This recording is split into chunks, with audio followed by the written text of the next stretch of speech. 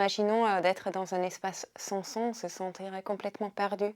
Donc le son fait partie de notre environnement quotidien, mais souvent il n'est pas pris en compte dans l'aménagement. Cela relève entre autres aussi d'une observation que le son est souvent traité comme quelque chose de virtuel, de immatériel, qui n'a rien à voir avec un aménagement physique.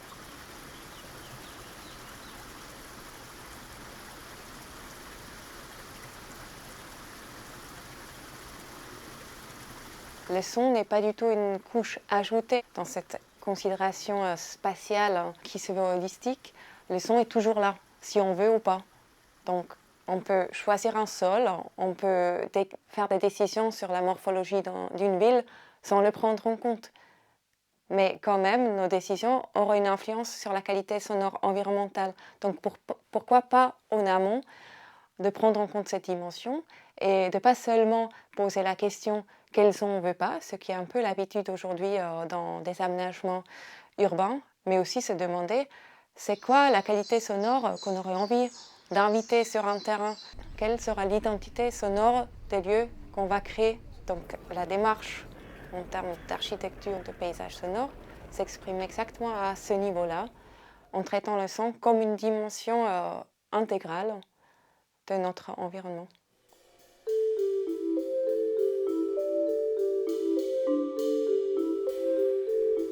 Donc une telle approche intégrée par rapport à la qualité sonore environnementale, évidemment, ça ne se fait pas toute seule.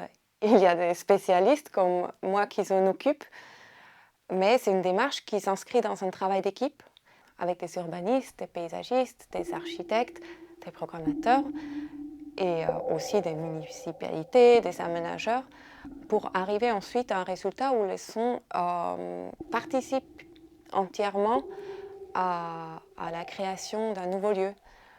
Par exemple, je travaille actuellement sur une installation sonore pour le parvis du tribunal judiciaire à la Porte Clichy, à Paris. Et là, on se retrouve sur un espace très contrainte, d'un côté par rapport à sa taille, de l'autre côté aussi par rapport aux contraintes de sécurité, de l'accessibilité des pompiers, de surveillance, etc., où on n'a pas juste la possibilité de créer des collines, une végétalisation très dense, par exemple. Donc là, je travaille avec des haut-parleurs, donc avec un dispositif électroacoustique qui vient ajouter des sons à l'existante. C'est un lieu qui est principalement dominé par la circulation d'un point de vue sonore.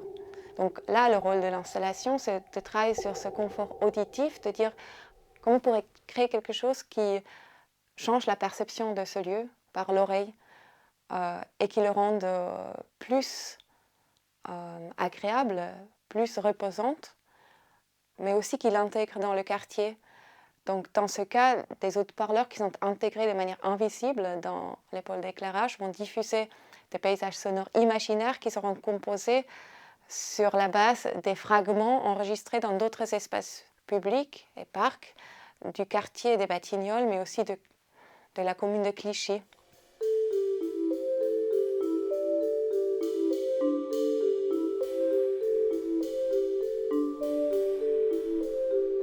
La composition d'un paysage sonore, si on peut dire composé, c'est complètement différente d'une composition pour une salle de concert où on part d'une salle vide, silencieuse, contrôlée.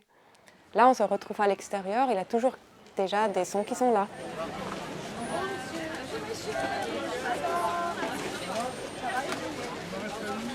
On essaye en enlevant ou en ajoutant des sons de changer les balances entre les sons présents sur un terrain. Et ensuite, ça peut avoir un impact assez important juste par des petites interventions. Donc il ne s'agit pas toujours de faire... on n'est pas obligé de faire tabula rasa pour créer un paysage sonore agréable, intéressant ou riche. Il s'agit en effet d'orchestrer des sonorités liées aux usages, à la vie déjà présente sur les terrains, aux matières qui sont utilisées dans la construction et partir de ça pour imaginer un paysage sonore futuriste.